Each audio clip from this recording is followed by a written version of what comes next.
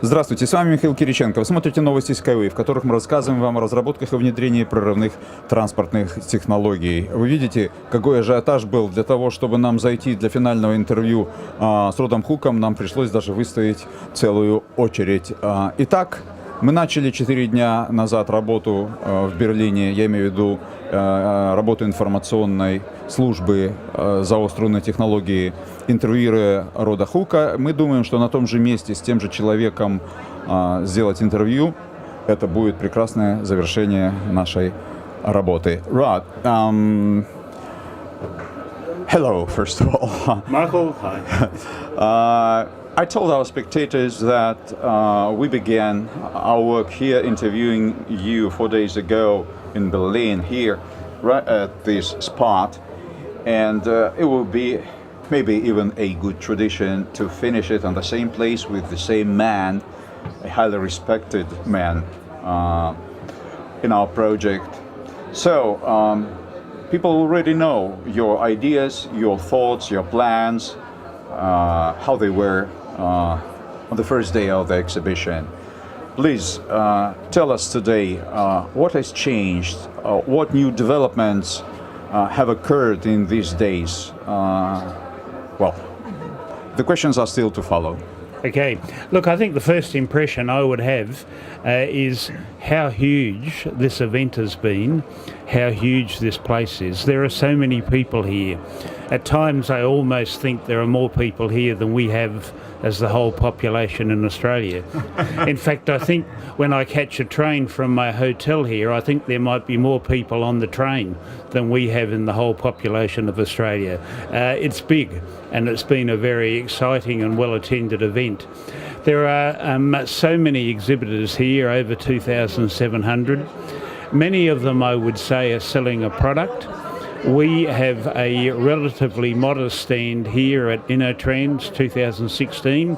We're tucked away in the corner, and yet we have encountered just a consistent flow of people who've wanted to come to share, to ask questions, to know more about what we're doing.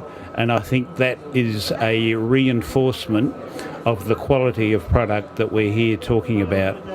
Because here at this conference we have the leading minds, the leading innovators in the world. The leading innovators are usually associated with rail. And everyone here at this conference is calling for new innovation and technology. And yet I see some out there who are saying, yes, their new innovation is putting Wi-Fi in their trains. Hardly a winner. But that's what the world is asking for. There are others asking for, new levels of energy efficiency. And we have some exhibitors here saying, well, they've come up with a new computer. There are others who are saying, well, where's the low carbon footprint and the environmental benefits?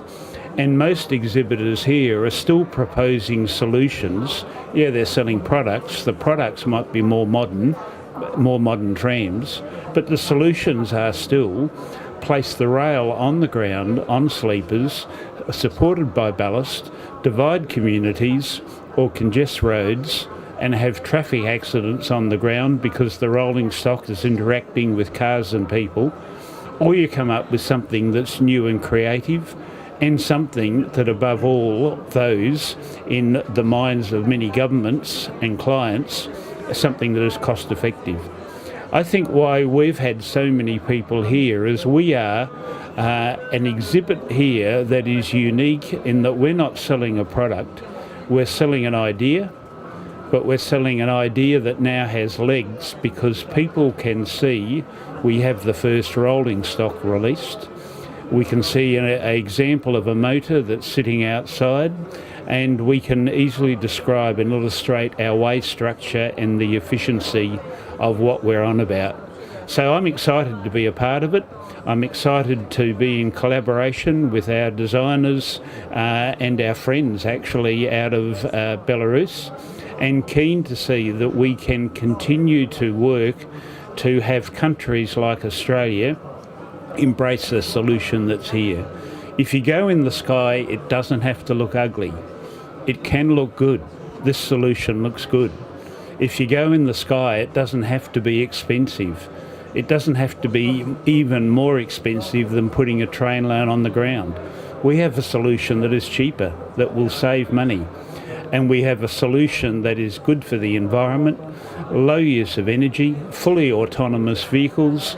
There are so many things working for this, and getting to the stage where the test site in Belarus, see that operating in the next couple of months, and then work to get a test site in Australia are the key steps, because our marketing changes once we can point to it and say, come and I'll show you what this can do for our country or your country or any country that's interested. Thank you, Rod. And another question. A year ago, when you first came to Belarus, you were impressed.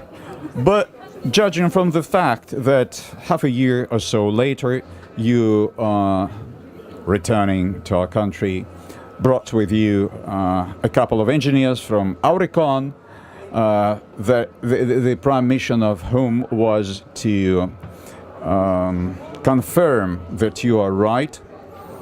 The question is, now this exhibition, the fact that these two pieces of rolling stock, namely a unibus and a unibike, are here, and they are of a very good quality. One of the German visitors said that they are a better quality than a Mercedes or a BMW. Now, are you 100% sure that our project is serious and for real? Or does any, well, half percent or small percentage of doubt still remain? Yeah, Mike, I can say quite clearly I'm on board. I'm investing my time, my energy in making this happen. Yes, when I came here, or came to Belarus in September last year, I was a lone engineer, if you like, from Australia, being taken through all the design, and I thought the level of detail and everything seemed to be taken account of. I thought it looked good. Then I go back to Australia and I start talking about it, but of course I'm conscious I'm just one engineer in a big country, not a huge population, but a big country, one engineer advocating something that most people haven't heard of. I thought, one is for additional reinforcement, I needed to find some other engineers to go back with, which I did in June. We took back 2 engineers from Oricon. But part of it is reinforcement. The other is that when we build on the ground in Australia, I will need local content. I will need to have designs verified so that I can get the approval. And bringing a firm like Oricon into the tent has been an important part of it. And I can say the guys we took with us in June this year are as convinced as I am that we're on a winner. So yeah, I'm on board. I'm sure we can make it happen. And the rolling stock, I agree, is brilliant. Great to be here and see it. But a key feature, you talk about the quality and you mention a Mercedes. I, as someone who's been involved in transport, I have asked myself the question, why do I have to pay 5 million Australian dollars to buy a decent tram in 2015 or 2016? I've got rolling stock that's carrying people. We're used to buying cars, family cars, good quality vehicles like Mercedes. Why do we pay so much when we call it public transport? It seems there's an industry that's made an industry out of this. And I think a key of this rolling stock is, I know this is a prototype and I know this costs more to build one off for the first time than it will cost to produce it on a regular basis. I can see this being produced on a regular basis for future projects at probably not much more than the cost of a Mercedes vehicle. And that's the way it should be. That's how good the quality is, but it's also how functional and how cost effective we're going to be able to make this work with our way structure, the design and our rolling stock. And I just think this will revolutionise transport around the world. But the key is